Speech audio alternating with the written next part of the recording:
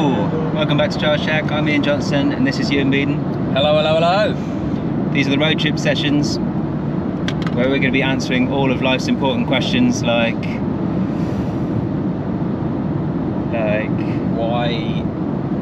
why does Jordan Lee exist? You can't put that in. Like, what makes up the perfect Street Trials edit? Why does Ben Travis do so many 3 taps? Why do Magura make their levers out of plastic? Exactly. It's an important question. And why couldn't you come up with a better name for these sessions than Roadtrip Sessions? Than the Roadtrip Sessions. My other idea was Carpool Sessions. Well, it sounds a bit like that's, you know, stuff. like Peter Kay definitely has already done that. Wait, is it Peter Kay that's done that? No, Carpool Karaoke. That's oh no, bloke from Gavin and Stacey. Who's done fucking the Carpool? James Corden. That's it, James. Yeah, he's done that. It's not that. We're not going to sing. Oh no. Okay. But we might. God.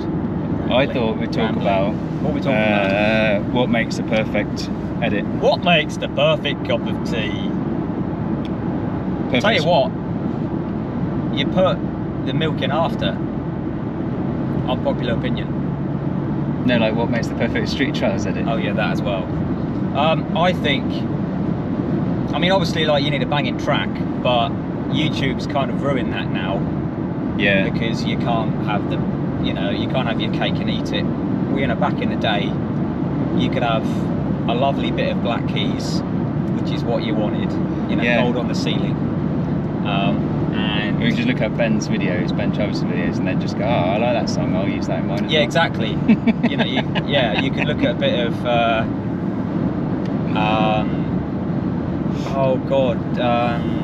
Sean Watson, he used to use a lot of the Black Keys. I mean, like Ali C did, everyone did. But it was cool to be able to listen. You'd hear songs and think this would fit really well. Exactly, I mean, when it slows down a bit and it speeds up a bit. Yeah, and it was just kind of that old, like, American rock kind of, I don't know, it's just, I mean, you'd look at the artist and you'd go onto the other music and go, yeah, that's kind of style I want, and then it would get you pumped to go and film, like, your own edit. I mean, you could use whatever music you wanted to, because this was when YouTube was so, like, new and fresh, and they didn't have any of these algorithms that could just ruin your video instantly. And it was great. Force you to watch adverts. Yeah, and force you to watch adverts and make your video twice as long. I started just using Vimeo instead. Yeah, but even Vimeo is really hard to get on with now. And yeah, people don't generally have a Vimeo account, do they? No, and I actually tried to access mine the other day, and it was really hard. So music's important. Music's important. I mean, it is still possible to make a really good video using royalty-free music. I mean, we do it. I mean, Red Bull Sound Supply is a really good place to go. You told me about that, didn't you? Yeah, I found one called Ben Sound as well. That's got some free stuff on it. Yeah. But then quite often you're sieving through hundreds and hundreds of tracks. That's the thing. It takes I think that's the hardest thing nowadays, about making a decent video, is actually finding the right track, because at the end of the day, I think you'll be there for a long time if you try and find the right song before you start filming. I think you just have to go out and film your video, or at least start filming it, and then either in the meantime, try and look for songs online, or just, once you've done all the clips and you think you've got enough footage, sit down and then just, be prepared to, spend a long time, trying to find the right song, through all these websites or whatever. You will eventually. The Get Creative competitions? Yeah.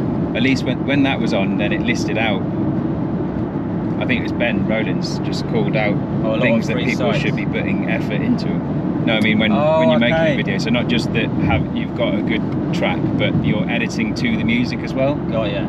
And that used to be the difference between if I wanted to make a decent video or just wanted to do something quickly, that you'd end up like changing clips out and editing clips to fit in with the music, so you can actually have it when it kicks in that you actually land on something on the back wheel or whatever.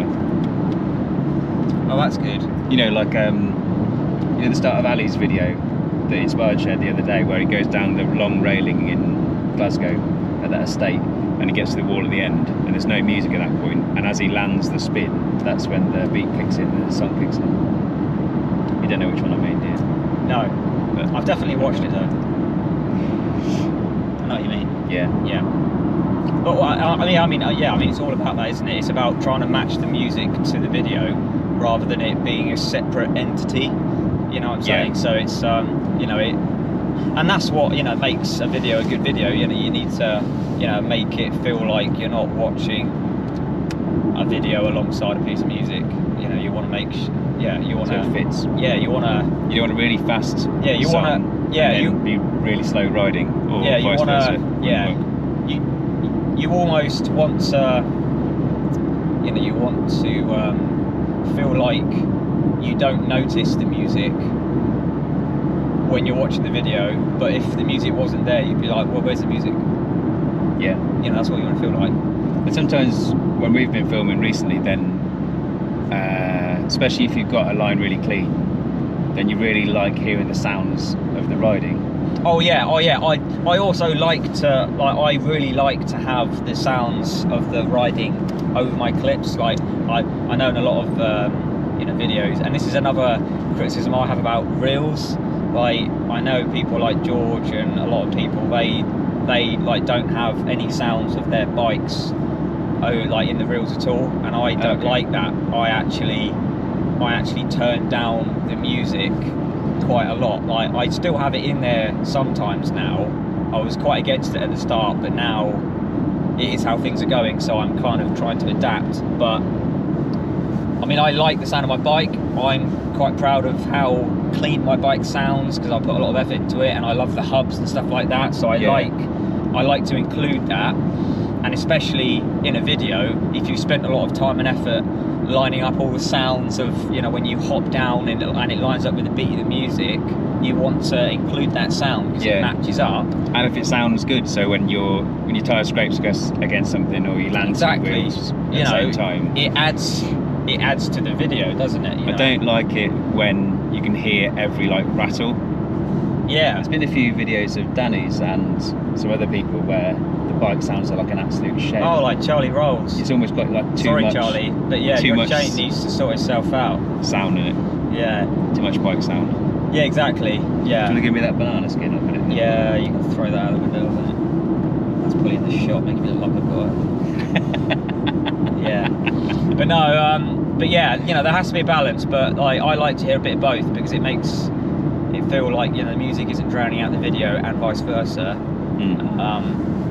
Yeah, you know, I mean, it's a, yeah, you know, again, it's a balance. I don't want it to be like someone's just slapped the music on and, you know, cranked it up to 11, but I also don't want it to be like you can hear the birds tweeting in the trees. I want you to hear the music, but also hear the riding, yeah, and everything like that. And if it's been edited really well to the music, you almost don't notice, do you? Just exactly. It just seems just right. A video, yeah. It's when something stands out that you know that it's not right. Yeah. This will look good whilst we're in a tunnel and you can't see us. It will. I'm pretty sure you'll see us though. I think the lighting's pretty good on that camera. So what else? What else makes the perfect riding video? Well, the perfect riding video, it's not just about those things, there's loads of other things as well. You got to think about the angles of the camera, you know, that is just insane. I personally don't like POV shots. Again, it's all down to what you want in a video. And helmet cam. Yeah, the helmet cam Sometimes shots. It works, doesn't it, when you can cut between an open shot of something and then you cut to the rider's point of view to see that you've got some massive drop to the right hand side or something. Yeah, of course. But you wouldn't, I can't watch a minute long video, even just a minute of just POV riding. Yeah, of course. I mean, it all depends on what video it is. If it's a mountain biking video, then it's going to work more with a few more POV kind of shots, you know, because because you know you're out in the elements, you're out in a mountain. You know you want to, you know, it's gonna work more, you know, to try and get across how kind of exposed you are. You know, I suppose technical, like going around berms and stuff. Yeah, exactly. There's a lot of movement. But yeah, also, yeah, you know, you want to try and get across out in the streets how big a wall is. You want to really spend time with the angles. I know we do. You know, trying to get multiple angles with a shot, that really helps in a video. You know, trying to get it as smooth as possible with the filming, not just with the, you know, with us as a rider. You know, trying to get the sun in the right place so you're not silhouetted. You've got so many different things. And with the filming again, like keeping, if you get a professional filmer, quite often they'll film everything super close up. You can't see what you're doing. I suppose most riders know that anyway, that you don't want to be really close. You want to get the person, the thing they're doing, and sometimes a bit of an extra board around because you want to see the scenery. Yeah, that's it. Yeah, I mean, in some shots, it's nice just to get maybe a close-up of the actual bike, but not of, you know, like the whole of the body. Yeah, like the line in pool.